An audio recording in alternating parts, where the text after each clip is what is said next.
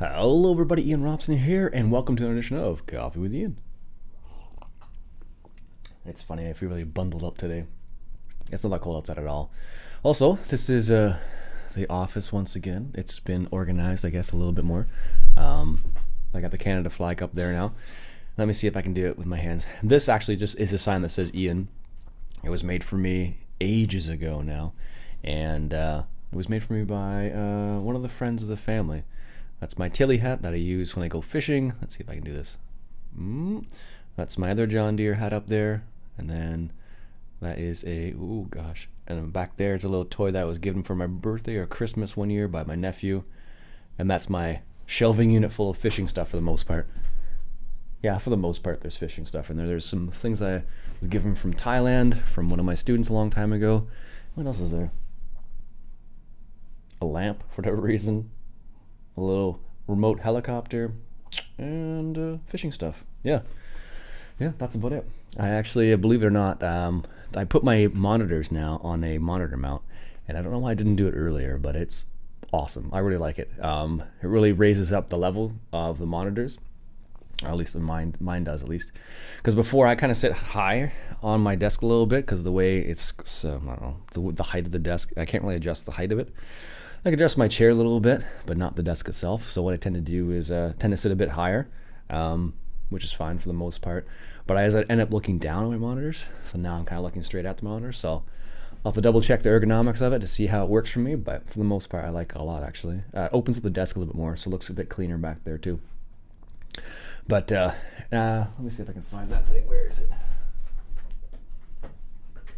Did I leave it back there? No, it's probably still in the box. The monitor box that I was talking about a while back, or the monitor mount that I broke, was the reason why I ended up having to get the monitor mount in the first place. Like the shoe that goes in the monitor broke, so like the little plastic part actually broke inside where the screws go in. So yeah, I couldn't really do much with that. And it's always been kind of, whenever I went to move it, it'd be like it would go and move it just a little bit. I'm like, okay, that's good. And when it would kind of like lean forward like quickly, and it always scared me a little bit when that happened. So I'm happy about the monitor mount. I was a little concerned that it wouldn't be able to handle two monitors, but according to the information on Amazon, it said it was able to hold two 27-inch monitors at 13 pounds each. So once I adjusted them a little bit, it was a bit better, but I like it a lot. Now I have like one older monitor and one new monitor, and it looks bizarre. So I might need to buy a new monitor too. Who knows?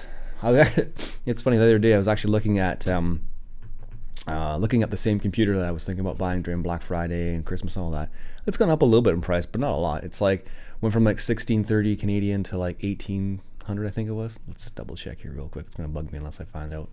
I think it's what it was. Let's see here. PC part pickers. PC part pickers.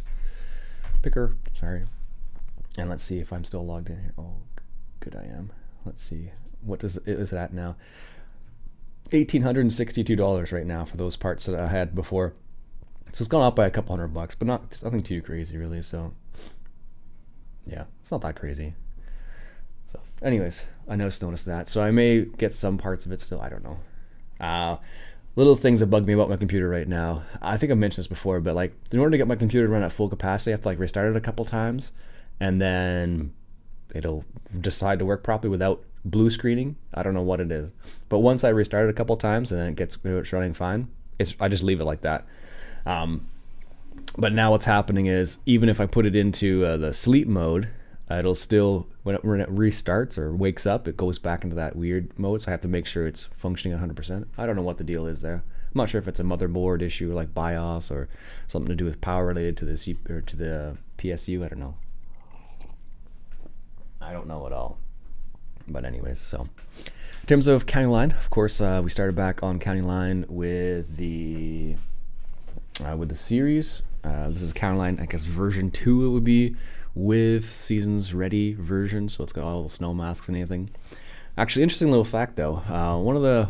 One person that I've known for a while now, and through the comments and whatnot, Shy Wizard. He actually left a comment saying that the map isn't really very well optimized. So that might be part of the reason why I had problems later on in the series before. So I don't know. It's a bit of a shame. I don't notice it, but some of the render errors is to do with the map itself, not to do anything else. I thought it was I could have sworn I saw the same issue when I loaded up like Westbridge Hill or something like that, but maybe I didn't. It's funny. I want to lean on this, but it seems so bizarre. Oh goodness. Yeah, so we started that series. We're gonna kind of continuing on from the last time where we left off with all the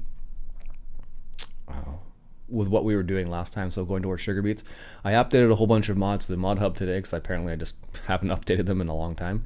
And one of the ones that was updated was the USA version of the Seasons Pack, which actually includes sugar beets now. So thank you who left a comment about that. Appreciate that. So now I can just leave it the same way it is and just update. I just updated the mods, and now I can plant sugar beets without a problem, which is excellent because I wanted to plant sugar beets. Actually, I was reading was it Farmer's Forum? Or was it Ontario Farmer? One of the two of them. My nose is running. 1 second here. Ooh. There we go. Oof, I hate that feeling. Yeah, so I was reading a Farmer's Forum the other day there, and one of the interesting things was that they talked about sugar beets being a cover crop, which I thought was kind of interesting actually. They talked about sugar beets, buckwheat, fall rye, I think it was, and what was the other one? Red clover. So it was interesting to see what they suggested in that context. Also, for those people who just wondered, what I pulled out of my pocket, it's a handkerchief. In case you're wondering. Yep, I use handkerchiefs. Deal with it. I can tell you the reason why. This is a little insider information behind Iain, for those who really care about it. So, throughout my life, I've always gotten nosebleeds very easily. So when I became an adult, one of the things I ended up carrying around with me a lot was a handkerchief, because often what will happen is if you get a nosebleed and you don't have any Kleenex or anything around you, then you're stuck holding your hand on your nose because it's bleeding. So I've always carried a handkerchief around me, so if in case my nose does start bleeding, I have a handkerchief ready to go. It's also nice when your nose runs as well, so that's what I pulled out of my pocket. Yep, some people may think that's gross, but that's fine. That's what I do. Like I said before, deal with it. I don't know, some people are just really prone to it. So for me, sometimes the cold weather will do it. Sometimes it's a change in pressure that'll do it really quickly. So if I go from like, minus 20 outside to, 20 degrees inside, that's when sometimes it'll happen. So anyways, what else? Yeah, I'm actually excited about playing Skyline again, which is kind of funny because I haven't really done, it's nothing's changed that much.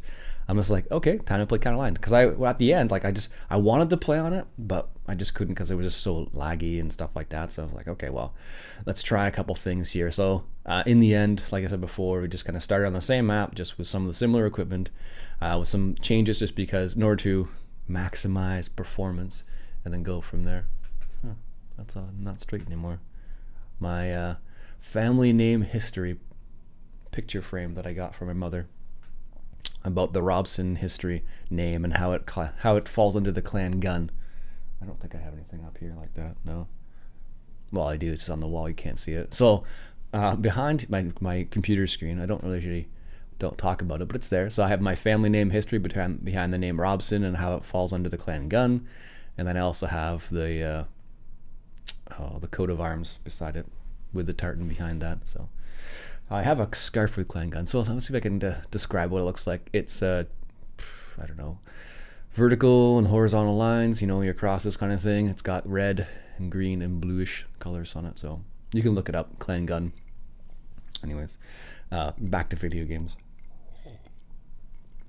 Yeah, so in the Counterline series, I've been really enjoying it.